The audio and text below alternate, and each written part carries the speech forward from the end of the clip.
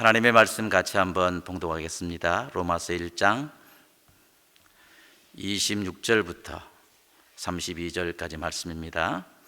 이 때문에 하나님께서 그들을 부끄러운 욕심에 내버려 두셨으니 곧 그들의 여자들로 순리대로 쓸 것을 바꾸어 영리로 쓰며, 그와 같이 남자들도 순리대로 여자 쓰기를 버리고 서로 향하여 음욕이 불릴 듯하며 남자가 남자와 더불어 부끄러운 일을 행하여 그들의 그릇 때문에 상당한 보응을 그들 자신이 받았느니라. 또한 그들이 마음에 하나님 두기를 싫어하며 하나님께서 그들을 상실한 마음대로 내버려 두사 합당하지 못한 일을 하게 하셨으니 곧 모든 불의, 추악, 탐욕, 악의가 가득한 자요, 시기, 살인, 분쟁, 사기, 악독이 가득한 자요, 수군수군하는 자요, 비방하는 자요, 하나님께서 미워하시는 자요, 능욕하는 자요, 교만한 자요, 자랑하는 자요, 악을 도모하는 자요, 부모를 거역하는 자요, 우매한 자요, 배약하는 자요, 무정한 자요, 무자비한 자라. 그들이 같은 일을 행하는 자는 사형에 해당한다고 하나님께서 정하심을 알고도 자기들만 행할 뿐 아니라 또한 그런 일을 행하는 자들을 옳다 하느니라. 아멘. 오늘 읽은 이 본문에 보면 사도 바울이 로마 교회에게 주신 말씀인 것을 알 수가 있는데, 사도 바울은 주신 본문을 통해서 그 마음에 하나님 두기를 싫어하는 사람의 결과가 어떠한지, 그 마음속에 하나님 두기를 싫어하는 사람들의 결과가 어떠한지를 말씀해 주고 있습니다. 우리는 흔히 사람들을 두 부류로 나눌 수가 있는데요, 오늘 본문을 근거로 해서 볼 때 그 마음속에 하나님을 이렇게 두고 살아가는 사람과 하나님 없이 살아가는 사람들로 나눌 수가 있습니다. CCC, 다시 말해서 그 대학생 선교회에서 발행하는 그 사형리를 보면은요, 마음의 보좌가 있는데, 그 그림이 있는데 그 보좌 위에 하나님을 왕으로 모시고 살아가는 사람이 있는가 하면요, 또 다른 유형이 있는데 마음의 보좌에 자기 자신을 왕으로 이렇게 놓고 섬기며 살아가는 그러한 사람으로 구분할 수가 있습니다. 어떻게 생각하면 동일한 구분이라고 할 수가 있습니다. 오늘 본문 28절에 보니까 그랬습니다. 또한 그들이 하나님의 마음에 하나님 두기를 싫어하며 하나님께서 그들을 상실한 마음대로 내버려 두사 합당하지 못한 일을 하게 하셨으니 라고 말씀하고 있습니다. 이 말씀에 보면은요, 원인과 과정과 결과가 다 포함되어 있는 그러한 말씀임을 알 수가 있습니다. 여기 보면 먼저 마음이라는 단어가 나오는데, 이 마음에 대해서는 전에도 한번 말씀드렸습니다마는 영혼의 좌소라고 할 수가 있습니다. 다시 말해서 영혼이 우리 속에 머무는 그 장소가 바로 이 마음이다 그런 의미입니다. 그렇기 때문에 영적인 존재이신 하나님께서는 우리 사람의 영혼이 자리 잡고 있는 이 마음을 컨택 포인트로 삼으시고 항상 우리에게 다가오심을 알 수가 있습니다. 한마디로 말해서 이 마음이 하나님과 교통하는 영적인 통로다. 왜 그래요? 영혼이 마음속에 자리 잡고 있기 때문에 그렇게 우리는 정의할 수가 있습니다. 그리고 마음은 생명의 근원임을 알 수가 있습니다. 잠언 4장 23절에 보니까 무릇 지킬 만한 것보다 더욱 내 마음을 지키라, 생명의 근원이 위에서 남이니라 라고 했습니다. 그런데 이 마음은 심히 부패했기 때문에 쉽게 악을 행하게 되고요, 또 어떤 어려운 일이 있으면 쉽게 좌절하게 되고요, 또 무슨 좋은 일이 있으면 쉽게 힘을 얻기도 하는 이러한 한계가 있는 것이 바로 마음입니다. 그렇기 때문에 이 마음을 지키기 위해서는 살았고 운동력이 있고 또 이렇게 불같고 방망이 같은 하나님의 말씀으로만 이 마음을 지킬 수가 있는 것입니다. 여기 마음에 하나님 두기를 싫어하며라는 이 말은요, 영혼의 좌소요 생명의 근원인 마음에 창조주 하나님을 모시기를 거부한다라는 이러한 말이라고 할 수가 있습니다. 그리고 이 말씀은 하나님을 아는 것을 실용적 지식으로 가질 가치가 전혀 없다, 하나님 아는 것을 일반적으로 우리가 필요한 지식 중에 한 지식으로 알 필요가 없다, 이렇게 주장하는 그러한 의미라고 할 수가 있습니다. 이런 데 나가서 25절 중반절에 보니까 피조물을 조물주보다 더 경배하고 섬김이라라는 말씀과 일맥상통한 말이기도 합니다.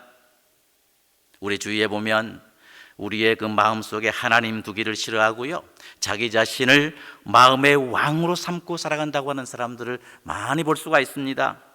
우리는 가끔 이런 말을 듣습니다. 기독교인들은 왜 저렇게 나약한지 모르겠다. 자기 자신을 믿어야지. 자기 자신이 얼마나 연약하면 하나님을 의지하며 살아가냐. 나는 내 자신을 의지하면서 이렇게 힘있게 담대하게 살아가고 있는데 기독교인들은 한마디로 말해서 나약한 존재들이다 라고 이렇게 비방하는 그런 말을 듣는 경우가 많습니다. 이런 말을 듣다 보면 어떡합니까? 맨 처음에는 어떻게 해요? 야, 저 사람이 정말 대단한 사람처럼 보입니다. 또 순간 어떤 위기감 앞에 위기감을 느끼게 되고 그 사람이 대단한 사람처럼 이렇게 보이지만 실상은 어떻습니까? 아무것도 아닙니다. 시편 14편 1절에 보니까 그랬습니다. 어리석은 자는 그 마음에 이르기를 하나님이 없다 하도다. 저희는 부패하고 소용이 가증하여 선을 행하는 자가 없도다 라고 했습니다. 한마디로 말해서 하나님이 없다. 다시 말해서 마음의 보좌에 자기 자신을 왕으로 이렇게 삼고 살아가는 그 사람들은 바보 같은 사람들이다 그 말입니다. 기초적인 지식도 없는 그러한 사람들이다 그 말입니다. 다시 말해서 엄연히 존재하는 공기가 없다 하는 사람과 같기 때문에 그들은 바보라고, 어리석은 자들이라고, 부패한 자라고 이렇게 말씀하고 있습니다. 대단한 자가 아니라 그 말입니다. 그러면 이처럼 마음에 하나님 두기를 싫어하는 사람의 결과는 무엇일까요? 마음의 보좌에 자기 자신을 왕으로 이렇게 삼고 살아가는 사람들의 결과가 무엇입니까? 오늘 본문에 보니까 내버려 두사라는 이러한 표현이 두 번이나 나옵니다. 26절에 보니까 내버려 두셨으며 라고 했고요, 28절에도 내버려 두사라고 했습니다. 그리고 오늘 본문 바로 위에 24절에서도 내버려 두사라고 했습니다. 로마서 1장에 보니까 내버려 두사 이 말이 세 번이나 언급된 걸 볼 수가 있습니다. 이 말씀처럼 하나님을 마음에 두기 싫어하는 사람의 결과는 하나님의 내버려 두심을 당하게 된다고 성경은 분명히 오늘 본문은 말씀하고 있습니다. 대단한 게 아니고요, 결국에는 하나님의 방치함에 포함되는 그런 사람이 될 수밖에 없다 그 말입니다. 여기 내버려 두사라는 이 말은요, 유기하신다라는 그러한 의미라고도 할 수가 있습니다. 우리가 성경을 보면 하나님께서 하신 그 사역 네 가지를 이렇게 우리가 요약해서 볼 수가 있는데요, 하나님께서는 예정하셨습니다. 그리고 창조하셨습니다. 또한 이제 섭리하셨습니다. 또한 구속하신 하나님의 사역을 우리는 성경을 통해서 발견할 수가 있습니다. 그 중에서도 이 예정이라는 이 하나님의 사역 중에서는요, 선택과 유기라고 하는 그러한 내용이 있습니다. 선택과 이 예정은 선택과 유기로 구분할 수 있는데, 이 유기가 무슨 말입니까? 하나님께서 그의 특별한 은혜의 공작으로 어떤 사람들을 간과하기로 결정하시고 또 그의 공의의 현현을 위해서 그들의 죄를 벌하시기로 결정하시는 하나님의 작정이다라고 이렇게 정의하고 있습니다. 좀 어려운 말입니다. 다시 말해서요, 하나님께서 어떤 사람들을 구원의 특별 은총으로부터 제외시켜 버리시고 또한 하나님의 공의를 실현하기 위해서 죄값으로 그들을 징벌하는 것을 바로 이 유기다라고 이렇게 말씀드릴 수가 있습니다. 오늘 본문의 내버려 두사라는 이 말이 바로 유기라는 말과 같은 의미라고 할 수가 있어요. 그렇다면 마음속에 하나님 두기를 싫어하는 사람들은 하나님의 내버려 두심을 당하게 되는데, 이것은 뭡니까? 유기라는 말인데 현세적인 지금 당장의 어떤 심판이 아니고요, 아주 야만적이고 괴상한 정욕에 내버려두는 영적인 심판을 당하게 된다 그 말입니다. 하나님은 의로운 심판의 한 방법으로 그들을 포기해 버리셨습니다. 다시 말해서 그들을 상관하지 않고 내버려 두신 것입니다. 여러분 생각해 보세요. 남으로부터, 다른 사람으로부터 내버려 둠을 당하는 그 사람의 존재가 얼마나 비참합니까? 무엇을 이렇게 카멘트 한다는 것은요, 무슨 가능성이 있다는 것을 전제하고 있습니다. 내버려 두는 거 뭐예요? 넌 가능성 없다. 또 어떻게 된들 상관하지 않는다. 전혀 관심 밖의 그런 대상을 의미할 때 바로 내버려 둬버린다, 될 대로 되라 이 말입니다. 하나님을 마음속에 왕으로 두기를 싫어하는 사람들의 결과가 바로 이렇다 그 말입니다. 우리가 기억할 것이 있는데요, 하나님께서 은혜를 거둬가시고 방치하실 때, 다시 말해서 내버려 두실 때, 결국 그 사람의 결국은요, 짐승 같은 삶을 살 수밖에 없는 것입니다. 구체적으로 내버려 두시에 먼저 26절 상반절에 보니까 하나님께서 그들을 부끄러운 욕심에 내버려 두셨으니 라고 이렇게 했습니다. 하나님을 치욕스럽게 만든 자들은요, 자신들 역시 치욕스럽게 하는 일에 내버림을 당할 수밖에 없습니다. 여기 부끄러운 욕심은 한마디로 말해서 마음의 정욕대로 내버려진 상태를 의미하는데, 사람이 자기 자신의 어떤 정욕대로 내버려지는 것보다 더 무서운 노예 상태는 없습니다.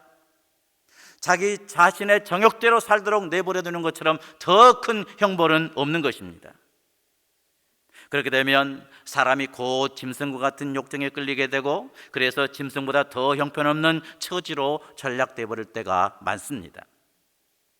하나님으로부터 내버려 두심을 당할 때 천사보다 조금 이렇게 이제 낮게 지어졌던 사람이 결국 마귀보다 더 형편없는 존재로 전락돼 버리고 마는 것입니다. 아마도 사도 바울은 여기에서 우상 숭배에 대한 것을 염두에 두고 이런 어떤 말씀을 기록한 것이 아닌가, 이런 편지를 쓴 것이 아닌가, 이렇게 생각해 볼 수가 있습니다. 우상 숭배를 통해서 저질러지는 그 혐오스러운 그 일들 있지 않습니까? 우상 숭배하는 자들에게 우리가 이방인들의 우상 숭배였던 그 모습을 볼 수가 있는데, 그때 저질러지는 그 모든 상태, 이런 상태에 아마도 내버려지는 그런 상태를 가리켜서 내버려둠에, 이런 의미가 아닌가 이렇게 생각할 수가 있습니다. 결국 그들은 26절 하반절부터 27절 말씀처럼 곧 그들의 여자들로 순리대로 쓸 것을 바꾸어 영리로 쓰며, 그와 같이 남자들도 순리대로 여자 쓰기를 버리고 서로를 향하여 음욕이 불릴 듯하며, 남자가 남자와 더불어 부끄러운 일을 행하여 그들의 그릇 때문에 상당한 보응을 그들 자신이 받았느니라. 바로 이런 범죄를 범하게 된다 그 말입니다. 저희가 마음에 하나님 두기를 싫어할 때 곧바로 죄의 지배를 받게 되어서 그 몸에서부터 음행이 나타난다 그 말입니다. 그 중에 하나가 오늘날 우리가 흔히 말하는 그 동성애임을 알 수가 있습니다. 순리가 아니고 영리대로 여자가 여자와 더불어 이렇게 부끄러운 일을 하고요, 또한 남자가 남자와 더불어 부끄러운 일을 행하게 되는 것입니다. 내버려둠 당한 사람들의 첫 번째 그러한 모습이 바로 이렇다 그 말이에요. 무슨 대단한 일을 하는 것 아니고요, 바로 이와 같이 영리의 어떤 삶을 살 수밖에 없는 것입니다. 그리고 내버려 두시되, 구체적으로 28절 중반절 말씀처럼 하나님께서 그들을 그 상실한 마음대로 내버려 두사라고 말씀하고 있습니다. 여기 상실한 마음이다라고 했는데요, 감각이 없고 또한 무분별하고 마비된 양심을 가리키는 말이 바로 이 상실한 마음이다라고 이렇게 정의할 수가 있습니다. 상실한 마음이 될 때 양심은 마비되어 버립니다. 그래서 선과 악의 감각이 없어집니다. 죄에 대한 분별력도 사라지고 죄를 지어도 아무런 가책이 없는 그런 삶으로 떨어지는 것을 볼 수가 있습니다. 이 양심은요, 흔히 말해서 우리 사람 내면 속에 있는 일반 계시다 이렇게 말할 때가 많습니다. 외부적인 그 일반 계시가 자연 계시다라고 이렇게 한다면요, 내부에 있는 그 일반 계시는 양심이다라고 이렇게 정의할 수가 있어요. 자연을 통해서 우리가 하나님의 신성을 알 수 있는 것처럼 양심을 통해서 하나님을 발견할 수가 있고, 선과 악을 구별할 수가 있고, 이것은 행해야 되고 행하지 말아야 될 것, 이런 어떤 판단을 양심이 할 수 있게 된다 그럽니다. 그래서 사람이 사람답게 살 수 있게 하는 그 기능이 바로 양심을 통해서 그런 기능을 사람은 할 수가 있는 것입니다. 그렇다면 하나님의 내버려 두심을 당할 때에 상실한 마음이 되어서 양심이 마비되어 버립니다. 그래서 곧바로 28절 하반절 말씀처럼 합당하지 못한 일을 하게 하셨으니 라는 이 말씀처럼 합당하지 않는 그런 일을 행할 수밖에 없는 것입니다. 합당하지 못한 일이란 말은요, 사람의 본분과 또한 이제 책임에 부합되지 않는 행동을 가리킬 때 합당치 못한 일 이렇게 정의할 수가 있습니다. 우리 사람의 본분이 무엇입니까? 하나님을 영화롭게 하는 것 아닙니까? 하나님께 영광 돌리는 것 아닙니까? 하나님을 영원토록 기쁘시게 하는 것이 바로 우리 사람의 본분 아닙니까? 그런데 이와 같이 합당하지 못한 일 속에 거하게 되면 하나님의 영광과는 아무런 상관이 없는 그런 삶을 살게 되는 것입니다. 구체적으로 본문 29절로 31절 말씀처럼 곧 모든 불의, 추악, 탐욕, 악의가 가득한 자요, 시기살인, 분쟁, 사기, 악독이 가득한 자요, 수근수근하는 자요, 비방하는 자요, 하나님께서 미워하시는 자요, 능욕하는 자요, 교만한 자요, 자랑하는 자요, 악을 도모하는 자요, 부모를 거역하는 자요, 우매하는 자요, 배약하는 자요, 무정한 자요, 무자비한 자라. 이 말씀처럼 사람으로서는 도저히 행할 수 없는 그러한 일을 행하게 된다, 그 말입니다. 여러분, 앞에서도 질문했습니다마는 이런 일을 행하는 사람의 결과가 지금 이러한 일을 행하는 사람들이 고상하게 보입니까? 마음에 하나님 두시기를 싫어하는 이제 사람들은요, 고상한 그런 삶이 아니고요, 또 자기 자신을 의지하기 때문에 강한 사람이 아니고요, 결국에는 사형에 해당되는 삶으로 귀결될 수밖에 없습니다. 비참한 삶의 나락으로 떨어질 수밖에 없습니다. 32절 상반절에 보면 그들이 이 같은 일을 행하는 자는 사형에 해당한다고 하나님께서 정하심을 알고도 라고 사도 바울은 말씀하고 있습니다. 그들의 행위를 보면은요, 이 세상의 법을 근거로 하더라도 사형에 해당되는 그러한 제목들이 있습니다. 살인의 경우가 그렇지 않습니까? 그뿐 아니라 이는 하나님의 법에 근거하여 볼 때도 사형에 해당된다는 사실을 사도 바울은 지금 우리 가운데 증언하고 있습니다. 회개하지 않을 때 하나님의 심판을 받아 영원히 멸망받을 죄라는 것도 이 성경을 통해서 우리는 알 수가 있습니다. 그럼에도 불구하고 마음에 하나님 두기를 싫어하는 자들은 이러한 삶을 호화로운 삶이라고 이렇게 합니다. 영웅호걸들이나 할 수 있는 그런 삶이라고 이렇게 합니다. 그러면서 자신들뿐만 아니고 남들까지도 그러한 삶을 살기로 부추기는 그러한 죄성의 민낯을 보여주고 있습니다. 32절 하반절에 자기들만 행할 뿐 아니라 또한 그런 일을 행하는 자들을 옳다 하느니라 라고 이렇게 말씀하고 있습니다.